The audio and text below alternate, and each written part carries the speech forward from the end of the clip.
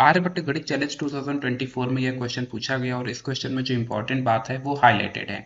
ये जो बात है वो पास्कल ट्रायंगल से टैली हो रही है। पास्कल ट्रायंगल क्या होता है इसको समझने के लिए हमें इसे स्ट्रक्चर देखना होगा।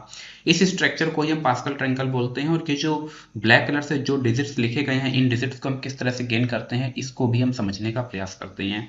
यहाँ पर आपको इन टू नंबर्स को ऐड करना है और इन नंबर्स को ऐड करने के बाद जो सम आएगा उसको हमें नेक्स्ट रो के मिडिल टर्म पे लिख देना है और इस प्रकार से हमको ये नंबर्स मिलने लगते हैं। ये प्रक्रिया को हम दोहराते जाते हैं और इस तरह से हमारे पास ये पूरा का पूरा एक ट्रायंगल कंप्लीट हो जाता है जिसे हम नाम देते हैं पास्कल ट्रायंगल। अब पास्कल ट्रायंगल में ये हमारे पास रोज हैं और इन रोज में जैसे ही हम इन टू नंबर्स का सम करते हैं तो एडिशन करने पर हमको क्या मिल जाता है, 2 मिल जाता है। सेम प्रोसेस से जब इस सेकेंड रो का हम सम करते हैं तो सेकेंड रो का सम करने पर हमको 4 मिलता है जिसे 2 स्क्वायर बोलते हैं। सेम प्रोसेस से इस घटना को हम कंटिन्यू रखते हैं और कंटिन्यू करने के बाद में आपको कुछ इस तरह से nth टर्म मिलता है टू द पावर n। अब अगर हम अपने मेन क्वेश्चन को देखते हैं तो हमें पता चलता है कि यहाँ पर जो हाईलाइटेड नंबर्स हैं वो दोनों ही पोर्शन में यानी दोनों ही ट्रायंगल में सेम टैली हो रहे हैं। इससे हमको ये पता चलता है कि अगर हम किसी भी प्रकार से अपने इस ट्रायंगल के रेड डिजिट्स को रिमूव करा दें तो हमारा जो स्ट्रक्चर बचेगा वो प्रीवियस से टैली हो रहा होगा। इसके लिए हमने क्या किया,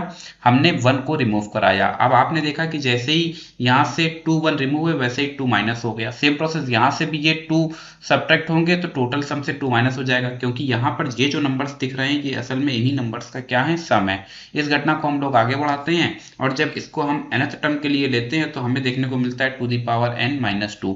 इस प्रकार से हमने fn की वैल्यू गेन कर ली है जो आ रही है to the power n minus 2। यहाँ पर n इक्वल्स टू 100 और 99 रखने पर आप अपना आंसर प्राप्त कर लेंगे।